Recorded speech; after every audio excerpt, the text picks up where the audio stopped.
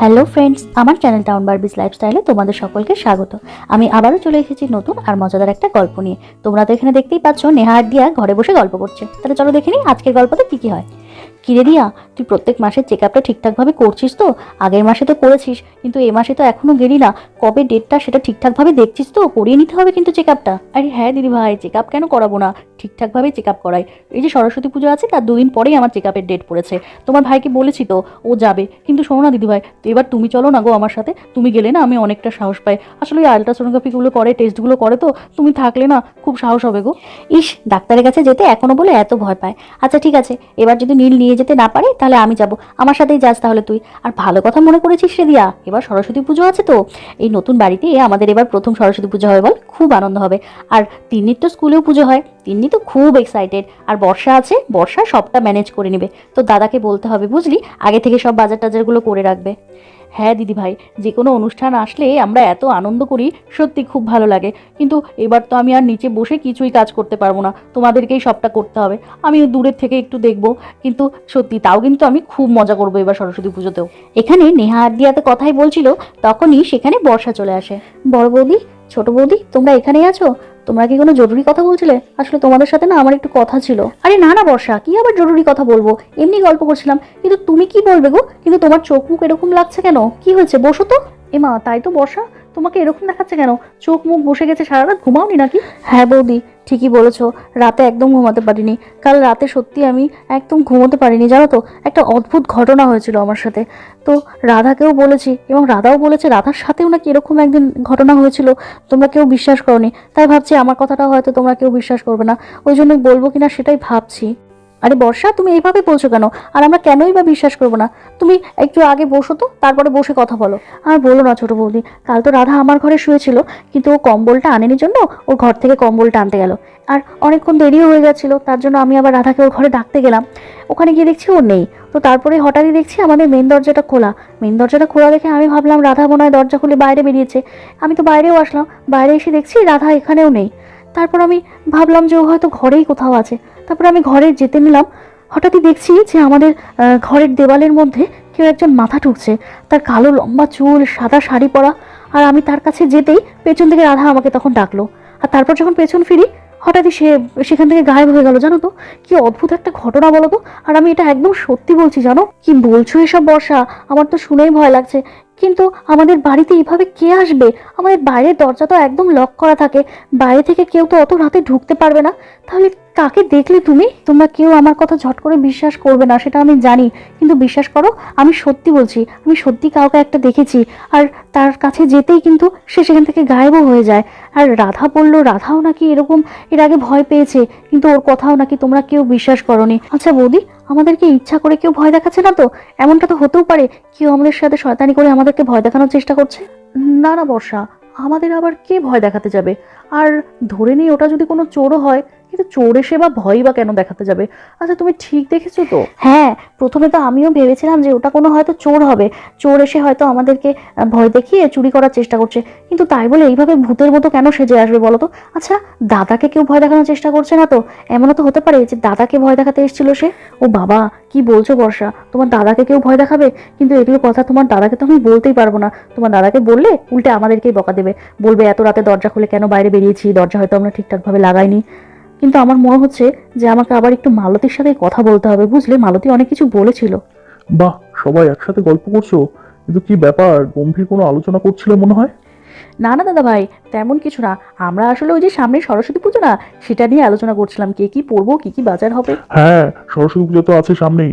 আমাকে কিন্তু আগে থেকেই তোমরা লিস্টটা করে দিও, আমি আগে থেকে সবকিছু বাজার করে রাখবো। কারণ পুজোর আগের দিন কিন্তু বাজারে যাওয়াই যাবে না, কারণ বাজারে প্রচন্ড ভিড় থাকে। তাই আগে থেকেই সবকিছু আমি রেডি করে দিয়ে যাবো, তোমরা তোমাদের মতো করে নিও। আচ্ছা নেহা, আর একটা ভালো কথা তোমাকে বলবো, সেটা হচ্ছে ধ্রুবকে কিন্তু আমি বাড়িতে রেখে এসেছি। ওকে কিন্তু তোমরা দেখতে যেও, না দেখতে গেলে কিন্তু খুব খারাপ দেখাবে এটা। ওরা কিন্তু বারবার করে তোমাদেরকে যেতেও বলেছে।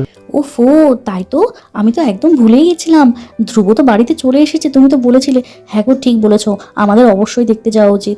আচ্ছা ঠিক আছে, আমরা আজকে গিয়ে ওকে দেখে আসবো। হ্যাঁ, বাড়িতে চলে এসেছে জন্যই তো তোমাদেরকে বলছি যে ওর সাথে গিয়ে দেখা করে এসো। আর তারপরে সরস্বতী পুজো শুরু হয়ে যাবে, পুজোর সময় তো আর যেতেও পারবে না, আর ওদেরকে কিন্তু পুজোতে নেমন্তন্ন করে এসো। আচ্ছা বর্ষা, তাহলে তুমি যাচ্ছ তো আমার সাথে? আর দিয়া, তুই যাবি তো? হ্যাঁ দিদি ভাই, আমি তো যেতে চেয়েছিলাম, আর ওদের বাড়িটাও আমার দেখার খুব ইচ্ছে ছিল, কিন্তু কি বলতো, তিথি কিন্তু খুব ডিস্টার্ব করবে। একাই তো ধ্রুব অসুস্থ, একটু রেস্ট নেবে, কিন্তু সেখানে তিথিকে নিয়ে গেলে ও একটুকু শান্ত হয়ে বসবে না গো। বলছি বৌদি, আমারও না খুব একটা যেতে ইচ্ছে করছে না, আসলে বুঝতেই পারছো। তুমি আর দাদাই এক কাজ করো, তোমরা দুজন গিয়ে একটু দেখে এসো ওকে, আমি অন্যদিন যাবো। আরে সে কি বর্ষা, তোর আবার কি হলো? তুই আবার যেতে চাইছিস না কেন? ওরা কতবার করে বলেছিল বলতো, আর কতটা খারাপ ভাববে? তোকে তো ওর বাবা মা দুজনেই বলেছে। না না, তুই আর বৌদি গিয়ে দেখা করে আয়। আমি তো যেতে পারবো না, আর আমি তো ওকে নিয়ে এসে দেখেছি। তোরাই বরং যা। না না বর্ষা, তোমার দাদা কিন্তু একদম ঠিক বলেছে, ওরা কিন্তু তোমাকে খুব স্পেশাল ভাবেই ওদের বাড়িতে যেতে বলেছে বলো, আর আমরা না গেলে সত্যি খুব খারাপ দেখাবে। না না, দিয়ার যখন অসুবিধা আছে, চলো তুমি আর আমি গিয়ে দেখা করে আসি, আর সরস্বতী পুজোর নেমন্তন্নটা করে আসবো। ওরা আসলে আমাদের কিন্তু খুব ভালো লাগবে বলো। আচ্ছা বৌদি, এতবার করে যখন বলছো তাহলে যাব। আর তারপর ওরা ধ্রুবদের বাড়িতে যাওয়া নিয়ে আলোচনা করতে থাকলো। আর এখানে আমাদের ধ্রুব ঘরে একা একা বসে আছে। ধ্রুব, জেগে আছিস? এই দেখ কে এসছে আমাদের বাড়িতে। আরে সে কি, বড় বৌদি, বর্ষা, তিন্নি, আপনারা এসেছেন? আসুন আসুন, ভেতরে আসুন, ভেতরে এসে বসুন। ওখানে দাঁড়িয়ে আছেন কেন? ধ্রুব আঙ্কেল, তোমার অনেকটা লেগেছে তাই না?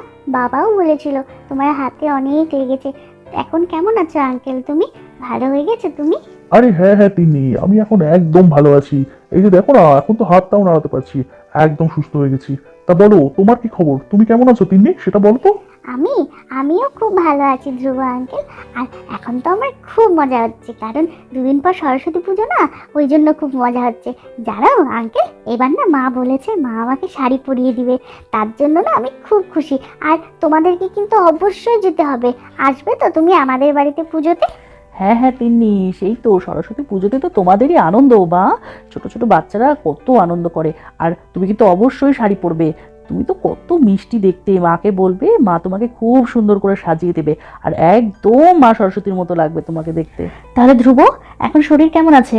ভালো আছো তো এখন? তোমার স্যার গিয়ে তো বললো যে তুমি এখন অনেকটাই সুস্থ হয়ে গেছো। তা হাতের ব্যান্ডেজটা কবে খুলবে? এর মধ্যেই নিশ্চয়ই খুলে দেবে। হ্যাঁ বৌদি, স্যারই তো আমাকে হাসপাতাল থেকে ডিসচার্জ করে নিয়ে আসলো। সত্যি স্যার যা করলো আমার জন্য, স্যার না থাকলে হয়তো খুব অসুবিধায় পড়ে যেতাম, কারণ বাড়িতে মা বাবা ইনারা দুজনেই বয়স হয়েছে, বুঝতেই পারছো। তো স্যার না থাকলে সত্যি খুব অসুবিধা হতো। সত্যি নেহামা, আকাশ যা করেছে আমি কোনো দিনও ওর কথা ভুলবো না। একদম বড় দাদার মতো ধ্রুবকে ভালোবাসে, জানো তো। ও তো হাসপাতাল থেকে ধ্রুবকে ছাড়িয়ে এনে নিজেই ধ্রুবকে এখানে বেডে শুয়ে দিয়েছে। আর তোমার মেসোমশাই আর আমি দুজনেই তো বয়স হয়েছে, বুঝতেই পারছো। সত্যি আকাশ আমাদের অনেক উপকার করেছে। আর তোমার দেওর, ওর কথা তো তোমাকে বলাই হলো না, হাসপাতালে ও এত কেয়ার নিয়েছে ধ্রুবর, তোমাকে কি বলবো। সত্যি তোমাদের পরিবারের প্রত্যেকে এত ভালো, তোমরা এত ভালো সত্যি। আচ্ছা বর্ষা, তুমি তো চুপচাপ বসে আছো, কি ব্যাপার, কিছু বলছো না যে? ও না না আন্টি, চুপচাপ কোথায় বসে আছি, আসলে আমি আপনাদের কথাগুলো শুনছিলাম। আচ্ছা, আঙ্কেলকে দেখছি না, আঙ্কেল কোথায়, বাড়িতে নেই? হ্যাঁ বর্ষা, আসলে বাবা একটা ইম্পর্টেন্ট কাজে বেরিয়েছে বাইরে। তোমরা আসবে এটা যদি জানতো তাহলে বাবা কিছুতেই যেত না। বাবা খুব খুশি হবে শুনে তোমরা এসছো, কিন্তু একটু মন খারাপও করবে, কারণ তোমাদের সাথে আজকে দেখা হলো না। হ্যাঁ বর্ষা, সত্যি আজকে তোমরা এলে, আর আজকেই তোমার আঙ্কেল বাড়িতে নেই। তোমার আঙ্কেল জানলে কি যে খুশি হবেন। উনি কতবার করে বলেছেন বলো তো তোমাদেরকে আসার কথা, আর স্পেশালি তোমাকে কিন্তু অনেকবার বলেছে। সত্যি উনি জানলে খুব খুশি হবে। ঠিক আছে আন্টি, আপনি মন খারাপ করবেন না, আঙ্কেল যেদিন বাড়িতে থাকবে সেদিন আমি আবার চলে আসবো, তাহলে সেদিন দেখা হয়ে যাবে। আচ্ছা বর্ষা মা, নেহামা, তোমরা একটু বসো, আমি তোমাদের জন্য চা করে নিয়ে আসছি। আরে মাসিমা, আপনি এত ব্যস্ত হচ্ছেন কেন? না না, আপনি এখানে বসুন তো, আমরা চাটা কিছু খাবো না, এই তো এলাম, একটু সবাই মিলে বসে গল্প করব, আর আপনি চায়ের জন্য ব্যস্ত হয়ে যাচ্ছেন। বসুন বসুন, আমরা চাটা এখন কিচ্ছু খাবো না। সে কি, এটা বললে আবার হয় নাকি? তোমরা প্রথম এসছো আমাদের বাড়িতে, আর তোমাদেরকে আমি খালি মুখে বসিয়ে রাখবো? তোমাদের বাড়িতে গেছিলাম তখন মনে আছে তো, কি কি খাইয়েছিলে আমাদেরকে? আর আমাদের বাড়িতে এসেছো, তোমাদেরকে আমি কিছু খাওয়াবো না তাই না? বসো, তোমরা গল্প করো, আমি চা করে নিয়ে আসছি। আচ্ছা ঠিক আছে মাসিমা, আপনাকে একা যেতে হবে না, চলুন আমিও আপনার সাথে একটু যাই। মা, তুমি কোথায় যাবে? আমিও যাব তোমাদের সাথে।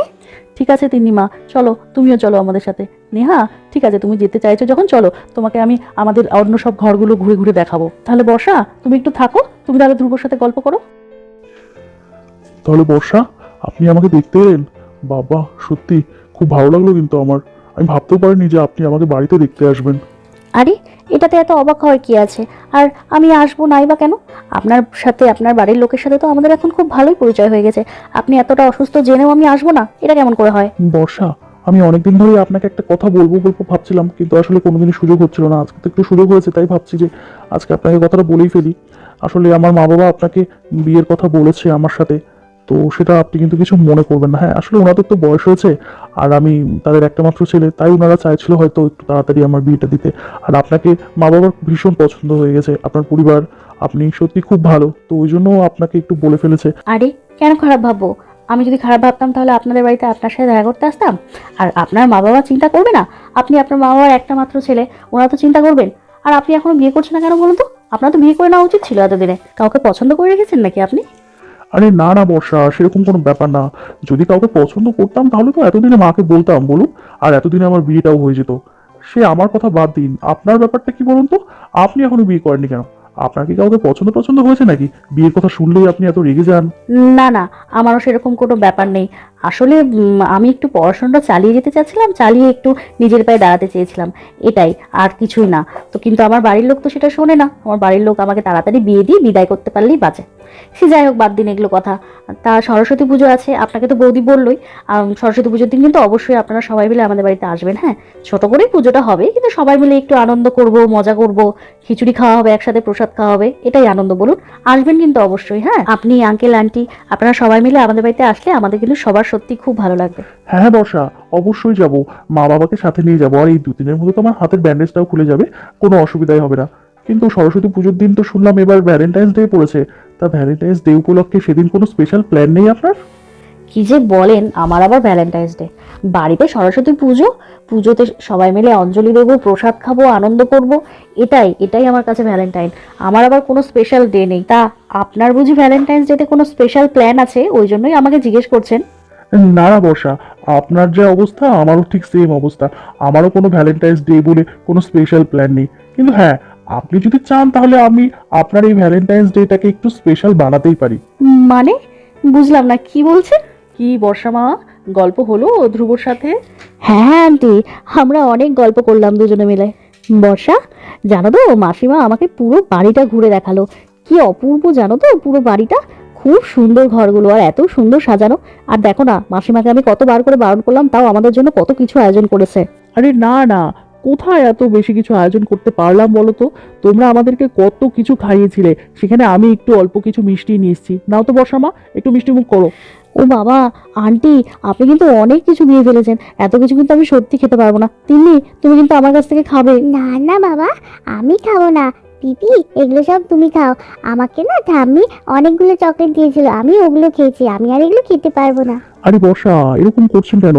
মা কত ভালোবেসে আপনার জন্য নিয়ে আসলো বলুন তো। আর এমন বেশি কিছুই নেই, আপনাদের বাড়িতে যখন যাই কত কিছু আপনারা আমাদের জন্য আয়োজন করেন, আর সেখানে অল্প কিছুই আপনাদের জন্য আয়োজন করা হচ্ছে। খেয়ে নিন, নয়তো কিন্তু মা কিন্তু খুব কষ্ট পাবে। আরে হ্যাঁ হ্যাঁ ধ্রুব, এই তো খাচ্ছি, খাবো তো। মাসিমা এত ভালোবেসে এনেছে, কিন্তু এতটা বেশি খেতে পারবো না গো। আর শোনো, সরস্বতী পুজোর দিন কিন্তু অবশ্যই এবার আসতে হবে। মাসিমা মেসোমশাইকে নিয়ে কিন্তু অবশ্যই আসবেন, আমাদের সত্যি খুব ভালো লাগে আপনারা আসলে। এত সুন্দর একটা আড্ডা হয়। হ্যাঁ হ্যাঁ নেহা মা, কেন যাব না? অবশ্যই যাব। আমি আর তোমার মেসোমশাই তো অবশ্যই যাব। তোমাদের বাড়িটাতে যেতে তো আমার ভীষণ ভালো লাগে। এত ভালো একটা আত্মীয়তা হয়ে গেছে না তোমাদের সাথে, সত্যি খুব ভালো লাগে তোমাদের সাথে গল্প করতে। আর আমরা তো যাব, কিন্তু ধ্রুব যাবে কিনা সেটা বলতে পারছি না। ওর যদি ডিউটি না থাকে ও নিশ্চয়ই যাবে। না না মা, আমিও তো যাবো। যদি কোনো কাজ পড়ে যায় তাহলে হয়তো আমার একটু যেতে দেরি হবে। বৌদি, আপনি একদম চিন্তা করবেন না, মা বাবা আগে চলে গেলেও আমি অবশ্যই পরে যাব, একদম মিস করবো না কিন্তু আর আমি। তারপর ওরা সবাই মিলে ধ্রুবদের বাড়িতে অনেক গল্প করতে থাকলো। তাহলে বন্ধুরা, তোমাদের আজকের গল্পটা কেমন লাগলো কমেন্ট করে কিন্তু অবশ্যই জানিও। আর আমাদের পরবর্তী গল্পতে কিন্তু সরস্বতী পূজার একটা মহাপর্ব আসতে চলেছে। তোমরা যদি গল্পটা দেখতে চাও তাহলে কিন্তু সাবস্ক্রাইব অবশ্যই করে দিও। তাহলে আজকের মতো গল্পটা এখানে শেষ করছি। তোমরা ভালো থেকো, সুস্থ থেকো, সাবধানে থেকো। টাটা।